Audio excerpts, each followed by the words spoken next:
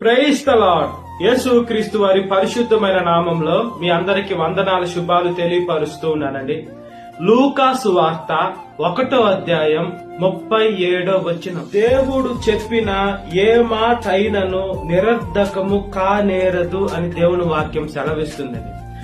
దేవుడు మనకి ఏదన్నా ఒక మాట చెప్తే ఖచ్చితంగా జరుగుద్దండి, జరగకుండా ఉండేదంటూ లేదు. అయితే మనము ఈ లోకంలో ఎలా జీవిస్తున్నాం, మనము దేవుని మీద విశ్వాసం కలిగి ఉన్నామా లేదని చూసుకున్నప్పుడు మన విశ్వాసము చాలా తక్కువగా ఉంటుందండి. కొంతమందిని చూసుకున్నప్పుడు దేవుణ్ణి అవసరానికి ప్రార్థన చేస్తారు, అవసరం తీరిపోయిన తర్వాత దూరం వెళ్ళిపోతారు మనుషులు. మనం అలా ఉండకూడదండి. మనము దేవుని ఆత్మను కలిగిన బిడ్డలుగా ఉండాలి. ఈ లోకాన్ని సృష్టించిన సృష్టికర్త మన దేవుడై ఉన్నాడు, ఆయన మన తండ్రి అయి ఉన్నారు. దేవుడు చెప్తే జరగకుండా ఈ లోకంలో ఏమన్నా ఆగుద్దంటే ఏం ఆగదండి. దేవుని నోటి మాటలోనే ఈ లోకపు సృష్టి ఉంది. ఈ లోకపు సృష్టి దేవుని నోటి మాట వింటుంది. బైబిల్ గ్రంథంలో చూసుకున్నప్పుడు దేవుడు యేసుక్రీస్తు వారు గాలిని గద్దించినప్పుడు ఆ గాలి సముద్రము అక్కడ ప్రశాంతమైపోయింది. బైబిల్ గ్రంథంలో దేవుడు అనేక మంది చనిపోయిన వారిని లేపారంటే ఈ లోకంలో సృష్టే కాదు గాని ఆత్మలు కూడా దేవుని మాట వింటాయంటే అవును, దేవుడు ఆత్మ. దేవుడు మనిషి నాశకారంధ్రంలో దేవుడు జీవాత్మను ఊదాడు కాబట్టి ఆత్మ కూడా దేవుని మాట వింటుంది. ఆత్మ ఇచ్చిన దేవుడే కాబట్టి మనం ఈ లోకంలో దేవుడు మాట మనం వింటున్నామా? సృష్టి వింటుంది, మన ఆత్మ వింటుంది, ఈ లోకంలో అన్ని వింటున్నాయి. కానీ మనుషులైన మనము వింటున్నామా వింటం లేదని చూసుకున్నప్పుడు మనము దేవుణ్ణి కేర్లెస్ చేస్తున్నామండి, అవసరానికి వాడుకుంటున్నాము. దేవుడు వాక్యము ఎంత గొప్పదంటే, ఎంత పరిశుద్ధమైందంటే ఆ వాక్యంలో ఏముందంటే అంత మంచిగా జీవించమని ఉంటుంది.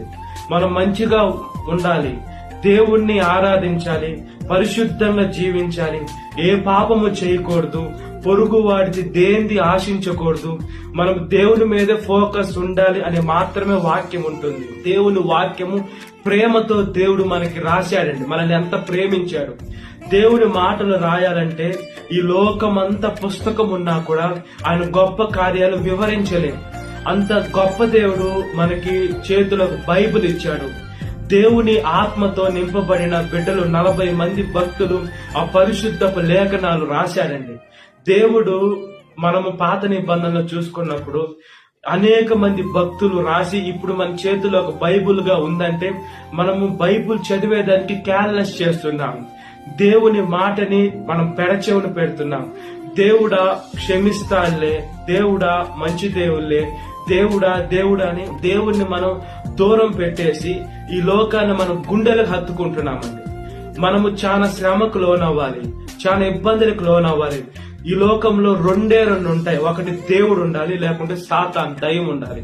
మనం ఎప్పుడైతే దేవుడిని వదిలి పక్కకు వెళ్తామో సాతాన్ వచ్చి మన జీవితాన్ని ఆడుకుంటుంది. అప్పుడు దేవుడి మాట ఎంత బలంగా మనం విని మన దేవుడి సేవలో కొనసాగితే మన జీవితం ఆశీర్వదింపబడుతుంది. రెండో మరణంలోకి వెళ్లకుండా కూడా మనం పరలోకానికి వెళ్ళొచ్చు. సాతాను మాట మనం ఎప్పుడైతే వింటామో శ్రమలు పడాలి, బాధలు పడాలి, కష్టాలు పడాలి, ఇబ్బందులు పడాలి, నష్టాలు పడాలి, ఈ లోకంలో చాలా శ్రమలకు లోనవ్వాలి. అదే విధంగా ఈ లోకంలో చనిపోయేదే కాకుండా మనము రెండో మరణంలో కూడా నరకంలోకి వెళ్ళాలి. కాబట్టి మనము దేవుని వాక్యానుసారంగా బ్రతకాలని వాక్యము బల్లగుద్ది సెలవిస్తున్నారండి. అనేక మంది భక్తులు యేసుక్రీస్తు వారి కోసం ప్రాణాలు సమర్పించేశారండి. అనేక మంది హతసాక్షులు అయిపోయారు. దేవునితో తిరిగిన శిష్యులు యేసుక్రీస్తు వారు ఉన్నన్ని రోజులు ఆయనతో ఉన్నారు. అన్ని గొప్ప కార్యాలు చూసినా కూడా యేసుక్రీస్తు వారు చనిపోయినప్పుడు వాళ్ళందరూ వాళ్ళ పనులకు వెళ్లిపోయారండి. మళ్ళా దేవుడు వాళ్ళకి మళ్ళా వచ్చి వాళ్ళని మళ్ళా దర్శించి వాళ్ళని మళ్ళా మార్చి ఆ మేడగది మీద ప్రార్థన చేసి వేరొక ఆదరణకర్తను పంపిస్తానని ఆదరణకర్త పరిశుద్ధాత్మ దేవుని లోకంలో పంపించినప్పుడు వాళ్ళు దేవుడి శిష్యులుగా వాక్యము సర్వలోకానికి వెళ్లి సర్వ సృష్టికి సువార్తను ప్రకటించి వాళ్ళు హతసాక్షులు అయిపోయారు. అంటే వాళ్ళు అనారోగ్యంగా చనిపోవాలా, వాళ్ళది సాధారణమైనటువంటి మరణం కాదండి. వాళ్ళని ఎవరో చంపేశారు. ఈ లోకంలో ఉన్నటువంటి దేవుణ్ణి విశ్వసించకుండా ఈ లోకంలో దేవుడే తెలియకునేటువంటి అన్యులు అక్కడ ఉండేటువంటి దేవుని భక్తులను చంపివేశారు. అంటే ఆ శిష్యులు ఈ లోకంలో వచ్చి దేవునితో తిరిగిన శిష్యులు రక్తం చిందించి చనిపోయారు దేవుని వాక్యం కోసం. మన భారత గడ్డకు కూడా తోమా గారు వచ్చి ఆయన రక్తం చిందించారండి. అంటే దేవుడు ఎంత నమ్మదగిన దేవుడు. దేవుడి మాట ఏది నిరర్ధకము కానేరదు. దేవుడు చెప్తే అవునంటే అవునుగా ఉంటుంది, కాదంటే కాదుగా ఉంటుంది. దేవుడేమి మనుషుల్లాగా చిన్నదానికి అబద్ధం చెప్పడు, సాతాన్ లాగా లేనిదిగా ఉన్నట్లుగా దేవుడు చెప్పడు.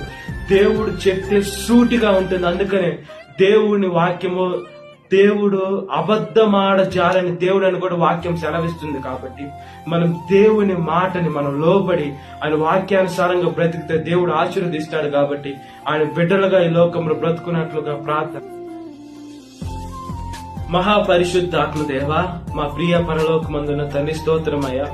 మా ప్రతి ఒక్క పాపము కడిగి వేయండి అయ్యా. మేము చూసే చూపు, నడిచే నడక, చేసే క్రియ ప్రతి ఒక్కటి ఆశీర్వాదకరంగా, దీవెనకరంగా, మహిమకరంగా చేయమని అడుగుచున్నాం. మా జీవితం యావత్తయ్యా మీ పాదాల దగ్గరికి తీసుకొని వస్తున్నామయ్యా. యేసయ్యా, మీ మాటకు లోబడకుండా ఈ లోకంలో ఉన్నటువంటి శరీరాశ, నేత్రాశ, జీవడమ్మకి లోనైపోయిన బిడ్డల్ని మార్చండి అయ్యా. ప్రతి ఒక్కరయ్యా మిమ్మల్ని తెలుసుకోవాలి, మిమ్మల్ని సొంత రక్షకుడికి అంగీకరించుకోవాలి. ప్రతి ఒక్క బిడ్డ నీటి బాప్తీసం తీసుకోవాలి. యేసయ్యా, ప్రతి ఒక్క యవనస్తురాలను కాపాడండి అయ్యా. యేసయ్యా, వాళ్ళు మార్గము తప్పి తిరుగుతున్నారయ్యా. సాతాను గర్జించి సింహం వల్ల నోరు తెరుచుకోనుందయ్యా. అమాంతంగా నరకంలోకి పడిపోతారయ్యా. మీరు యేసయ్యా బల్ల గుద్ది మీ వాక్యం చెప్తున్నా కూడా వాళ్ళు వాక్యము పెడచెవులు పెట్టేసి యేసయ్యా ఒక జోకుగా తీసుకుంటూ వాక్యాన్ని ఎగతాళి చేస్తూ యేసయ్యా కొంతమంది పరిశుద్ధాత్మ దేవుణ్ణి కూడా యేసయ్యా ఏదో డాన్స్ వేసినట్లుగా యేసయ్యా ఎగతాళి చేస్తారయ్యా. అలాంటి ఎగతాళి కాదయ్యా. మీరు అల్లరిగా కాదు, మీరు సమాధానానికి అధిపతి, మీరు అల్లరికి కర్త కాదయ్యా. ఒకసారి జ్ఞాపకం చేసుకోండి అయ్యా.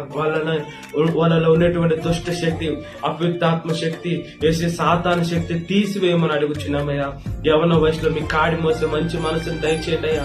వేసే అదే విధంగానయ్యా సాతాను కేవలం యవనస్తున్న టార్గెట్ చేసి ఈ లోకంలో శరీరాశ, నేత్రాశ, జీవడమ్మానికి లోన్ చేస్తుంది. కాబట్టి ప్రతి ఒక్క బిడ్డ మిమ్మల్ని తెలుసుకొని మీ మార్గంలోకి వచ్చేదానికి సహాయం దయచేయము. సాతాను శోధన ప్రతి ఒక్క బిడ్డను విడుదల దయచేయండి. ఈ వాక్యం వింటున్న ప్రతి ఒక్క బిడ్డని పేరు జ్ఞాపకం చేసుకుని దినకాలపు దీవెనతో నింపమని నజరేయుడైన యేసుక్రీస్తు నామములో మిక్కిలి వినపడుచున్నాను మా పరలోకమందున్న తండ్రి. ఆమేన్. Praise the Lord. God bless you. Have a great